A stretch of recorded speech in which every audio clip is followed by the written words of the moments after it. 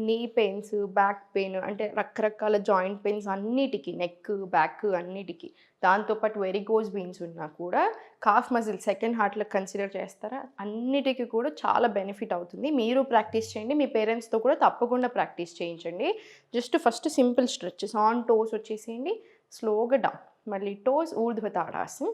స్లోగా down. Next స్లోగా second వచ్చేసి ఇలా పైకి తీసుకోండి. మళ్ళీ స్లోలీ ఆన్ మడమల మీదకొచ్చేసి మళ్ళీ స్లోగా టోస్ మీదకి. ఇది ఒక 5 రౌండ్స్ రాని. ఇంకొకటి సెకండ్ ఏంటంటే వాకింగ్.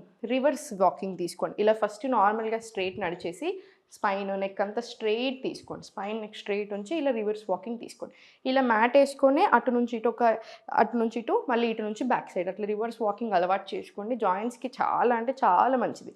ఇంకొక రకమైన వాక్ ఏంటంటే ఇది చాలా కంఫర్టబుల్ ఉంటేనే చేయండి. ఏం పర్వాలేదు. స్లోగా మడమల మీద నుంచి వాక్ చేసుకోండి ఇలాగ. ఇలా మీకు ఎంత కుదిరితే అంతే.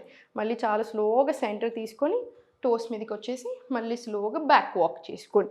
దీంతోటి యాంకిల్స్, ఫుట్ పెయిన్ తగ్గడానికి, యాంకిల్స్ స్ట్రెంథెన్ అవ్వడానికి ఇట్లా అన్ని రకాలుగా చాలా చాలా మంచిది. సో, ఎవ్రీడే మీ రొటీన్‌లో అట్‌లీస్ట్ ఒక 5 రౌండ్స్ ఉండేలాగా చూడండి. బాగా బెనిఫిట్ అవుతారు.